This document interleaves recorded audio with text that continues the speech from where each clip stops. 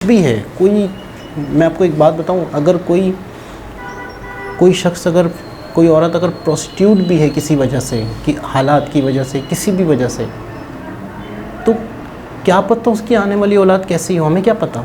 मतलब हम कौन हैं यार, हम क्या आप आलिम हैं, बाबा हैं, हम कौन हैं।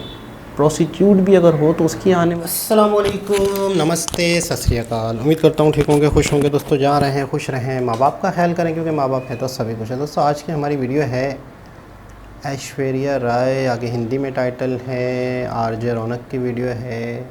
रज़ाक साहब ने क्या कह दिया है, देखते हैं।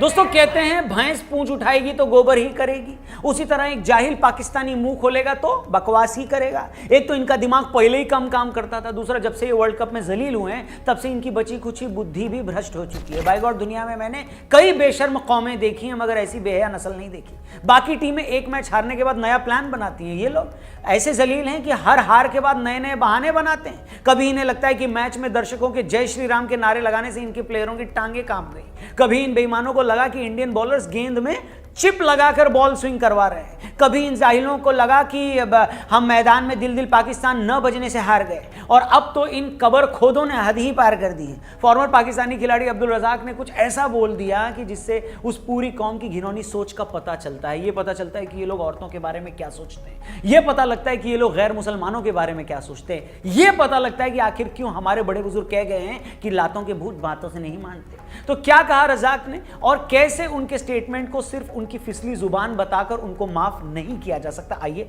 इसी पर अपना थोड़ा टाइम खराब करते हैं।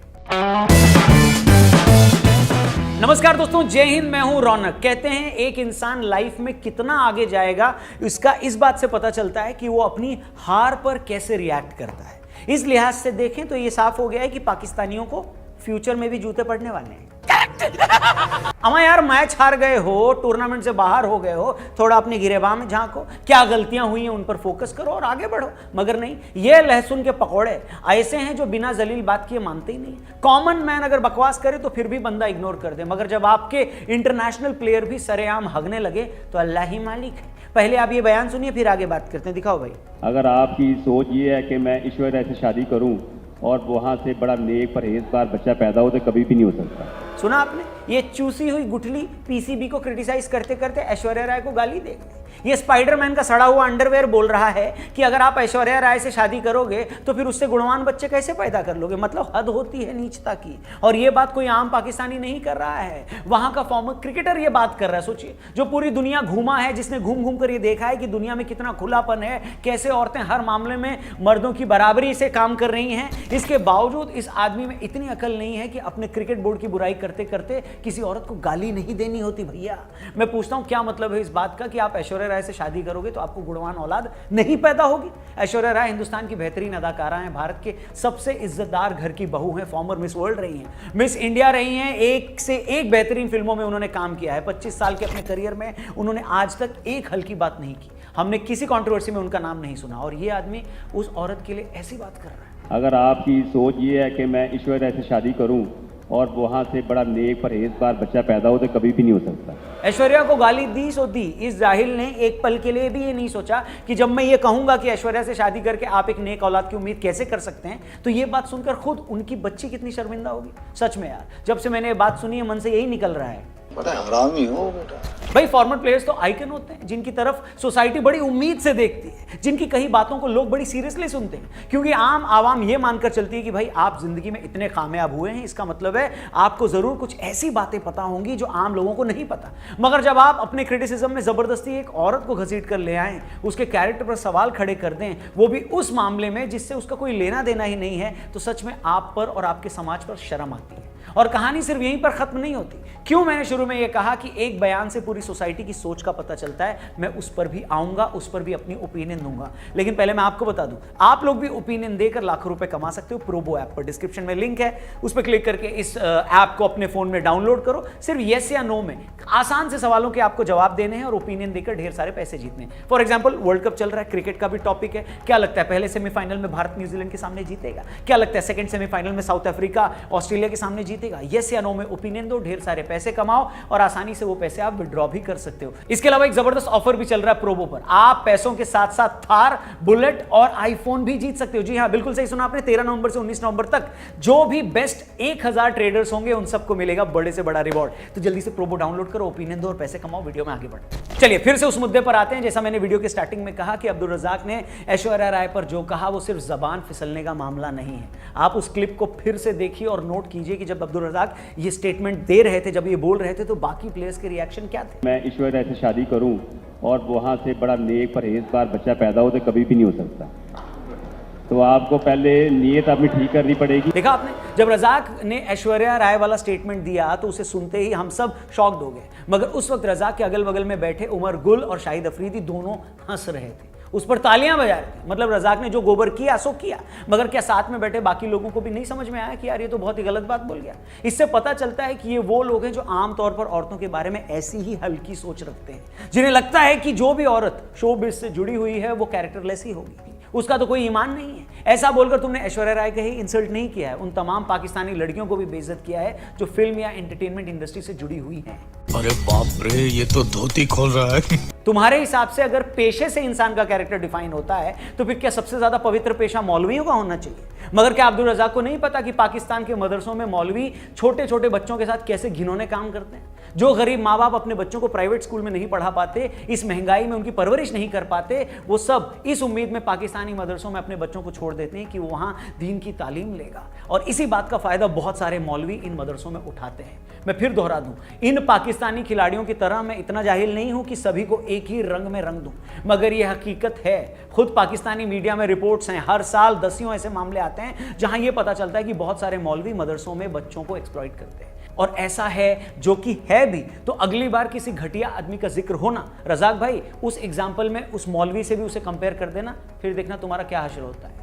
और ये बात मैं सिर्फ और सिर्फ इसलिए कर रहा हूं कि भाई किसी के पेशे से कोई पवित्र नहीं हो जाता और न ही बदनाम हो जाता है, न कोई मौलवी बन जाने से बहुत पाक साफ हो जाता है और न कोई एक्टर होने से बेहया हो जाता है। और तुम होते कौन हो एक औरत के लिए ऐसी बात करने वाले? इसलिए मैंने शुरू में कहा कि ये कौम ही जाहिलों की है। मैच हारने पर रज़ाक ऐश्वर्या राय को गाली दे रहे हैं। इससे पहले एक और चोमू हसन रजा कह रहे थे कि बीसीसीआई चीटिंग कर रही है, वो इंडियन बॉलर्स को अलग बॉल देती है, वो ज्यादा स्विंग करती है। जब मैं ये सब सुनता हूं ना तो मुझे तारिक फतेह साहब की वो बात याद आ जाती है कि एक कौम इतने जाहिल कैसे पैदा कर सकती है? आप खुद इंटरनेशनल क्रिकेट खेले हो, यह भी नहीं पता कि मैच में क्रिकेट बोर्ड खिलाड़ियों को बॉल नहीं देता, बल्कि मैच से पहले दोनों टीमों के कप्तान जो 10-12 अवेलेबल बॉल होती हैं उनमें से 2 बॉल सिलेक्ट करते हैं, फिर वो बॉल अंपायर्स के पास जाती है और अंपायर्स के थ्रू ही टीमों को बॉल मिलती है। मगर ये कतई जाहिल बात हुई, आपको तो समझ में आती नहीं है। तू क्या बोल रही है?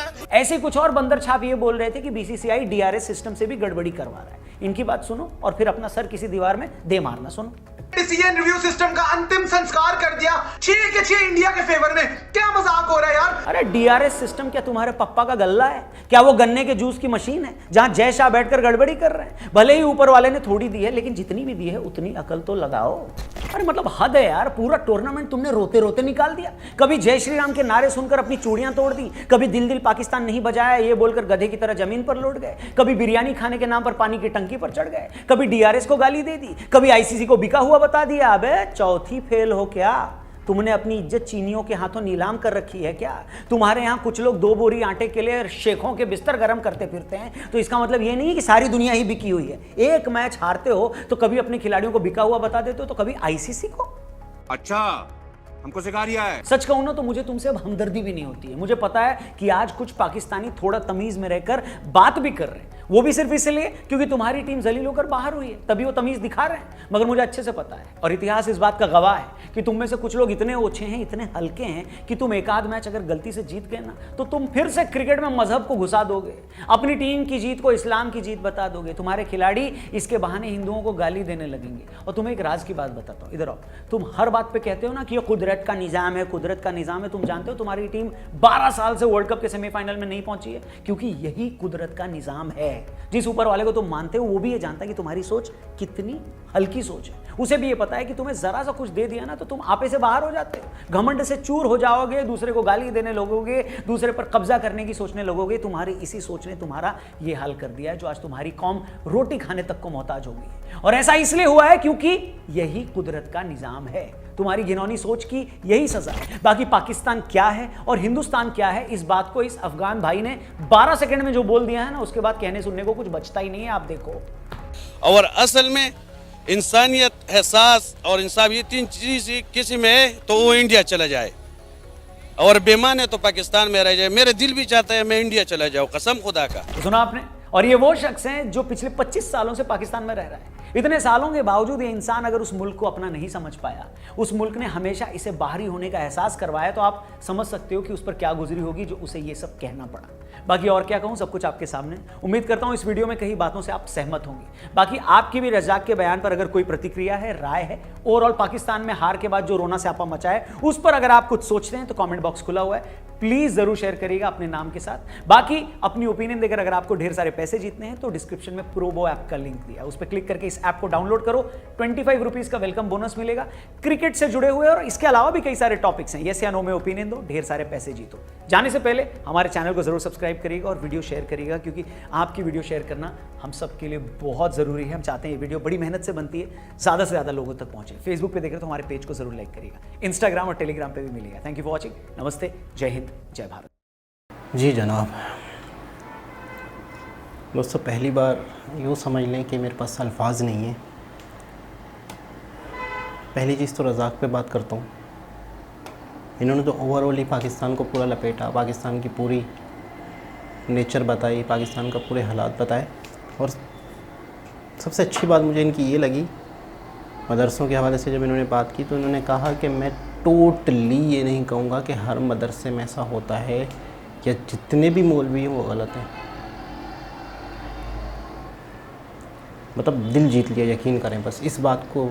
जब इन्होंने ये बात की कि अगर मदरसों में ऐसा होता भी है तो इसका ये मतलब नहीं है कि सारे मदरसे वाले गलत हैं या सारे ही बच्चों के साथ बलात्कार कर रहे होते हैं, उनका रेप कर रहे होते हैं, और कहीं तो ये चीज़ें नहीं कर रहे होते। तो मुझे तो ऐसा लगता है मदरसे वाले ऐसे भी होते हैं, अक्सर जाहिल, इतने जुनूनी, इतने फ्रस्ट्रेशन का शिकार होते हैं कि बच्चों को मारने की जो इनकी वीडियोस आई हैं, वायरल होती हैं, आप यकीन करें आपके रोंगटे खड़े हो जाएंगे, आपकी रूह कांप जाएगी। कुछ दिन पहले एक वीडियो देखी थी जिसमें मदरसे का एक बंदा या बच्चों को मार रहा था, तो उसने किचन के अंदर बच्चे थे, वहाँ पे चाय बन रही थी, खाना भी बन रहा था बच्चों के लिए शायद। उसने यूँ बच्चे को फेंका चूल्हे की तरफ, वो बच्चा वहाँ गिरा और पूरा पतीला उसके ऊपर गिरा और वो बच्चे के ऊपर पूरी कमर के जगह से चाय गिरी। वो तड़प तड़प के मरा है वो दोस्तों, तड़प तड़प रहा वो उस तपिश की वजह से। ये हालत है। बहुत ख़तरनाक वीडियोज़ हैं बच्चों को मारने की, मौलवियों की, बहुत शिद्दत से, बहुत जाहिलाना अंदाज से मारते हैं। रज़ाक के हवाले से ऐसी कोई उम्मीद तो नहीं थी कि यार इतनी बात कर सकता है, और उस वक्त क्या माहौल बना हुआ था, क्या नहीं था, उसके आगे की बात क्या है, पीछे की बात क्या है, क्या सोच के इन्होंने ये बात कर ली। और दूसरे भी बिल्कुल ही मदहोश थे कि यार अगर ऐश्वर्या से शादी करके आप, मतलब क्या कहना चाह रहे हो आप, मतलब आप किसी को भी, किसी भी सामने वाले इंसान को आप क्या कहना चाह रहे हो, आप उसके किरदार को क्या दुनिया के आगे ज़ाहिर करना चाह रहे हो। मतलब आप उनके काम तो देखें, आप उनके पीछे जाके NGOs के हवाले से तो देखें, लोगों जितने भी एक्टर्स हैं इनके पास बेशुमार दौलत है, लेकिन ये कभी थोड़ी ज़ाहिर करते हैं कि हम कितने इदारे चला रहे हैं, कितने लोगों को फंडिंग दे रहे हैं, किस तरह के हम काम कर रहे हैं। और अक्सर इंटरव्यूज़ में भी ये चीज़ें इतनी नहीं हाईलाइट होती हैं। तो ज़रा आप पता तो करें कि बच्चन ख़ानदान जो है वो पीछे से क्या क्या कर रहे हैं, क्या क्या नहीं कर रहे हैं, और ना ही बताते हैं। सलमान खान के बारे में देखें, इनके पास पैसा होता है, इनको पता है हमारी लाइफ सेट गुजर रही है, और उन्हें अपने कंट्री के हालात भी पता हैं कि बहुत ऐसे लोग भी हैं जो गरीब के नीचे से ज़िंदगी गुजार रहे हैं, झप्पड़ बट्टियाँ भी हैं, तरक्की भी है, तो कई लोग बहुत गरीब भी हैं जो बिल्कुल ही नहीं कमाते, तो उनके लिए किस तरह से ओल्ड होम है, बहुत कुछ है।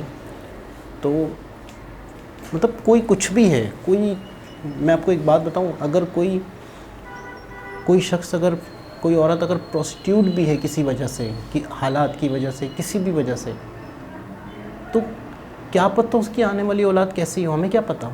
मतलब हम कौन हैं यार, हम क्या, आप आलिम हैं, बाबा हैं, हम कौन हैं। प्रोस्टिट्यूट भी अगर हो तो उसकी आने वाली औलाद कैसी निकल सकती है हमें कुछ भी नहीं पता। और एक अच्छे से अच्छा नेक इंसान भी हो और उसकी आने वाली औलाद क्या निकले हमें क्या पता। हम देखते हैं अच्छे भले वालिदैन होते हैं, उनकी आने वाली नस्लें जो होती हैं, उनके औलाद जो होती है वो बहुत बिगड़ी हुई होती है, माँ बाप हैरान होते हैं। तो मतलब और दूसरी चीज़ ये है कि अगर उसे ये मिसाल देनी भी थी, अगर थोड़ा सा पता नहीं कितनी जमातें ये पढ़ा है, कितनी क्लासेस ये पढ़ा है, किन लोगों के साथ उठा बैठा है, ये वर्ल्ड इंटरनेशनल खिलाड़ी है, पूरी दुनिया घूमा होगा। अगर आपको इस तरह की कोई मिसाल देनी भी थी तो मिसाल दे देते, मतलब फॉर एग्ज़ाम्पल दे देते। आप किसी का नाम ले रहे हैं, मतलब आप मतलब हम क्या कहें हम क्या आप बाकायदा किसी का नाम लेके कोट कर रहे हैं, तो क्या वो ऐश्वर्या राय क्या है। मतलब आप अगर आप उनसे पूछें, दुनिया से पूछें, तो उनकी क्या रिस्पेक्ट है, क्या उनकी इज़्ज़त है, मतलब क्या कह सकते हैं। वाकई सही कह रहे हैं कि एक कौम इतने ज़्यादा जाहिल पैदा कर सकती है। बिल्कुल सही कह रहे हैं कि यार इतने ज़्यादा मतलब लोगों के अंदर सेंस ही नहीं है कि हम बात क्या कर रहे हैं, करनी क्या चाहिए। वीडियो बन रही है, लोग देख रहे हैं, वीडियो नहीं भी बन रही तो आप किसी के हवाले से कभी भी ऐसा नहीं कह सकते। और यकीन करें फ़र्स्ट टाइम ऐसा हो रहा है कि मेरे पास अल्फाज नहीं है। फ़र्स्ट टाइम मुझे ऐसा लग रहा है कि यार मुझे तो बोलने का कुछ है ही नहीं। एज ए पाकिस्तानी मैं क्या डिफ़ाइन करूँ, मैं क्या बोलूँ। बिल्कुल सही कहा उन्होंने। और मुझे आखिरी में उन्होंने दिल जीत लिया कि उन्होंने कहा मैं सबको एक साथ नहीं लपेटूंगा कि सारे पाकिस्तानी या सारे मौलवी, अच्छे भी होंगे, हो सकता है। उफ़, दोबारा किसी और वीडियो के साथ आपसे मुलाकात होगी। जब तक के लिए अल्लाह हाफ़िज़।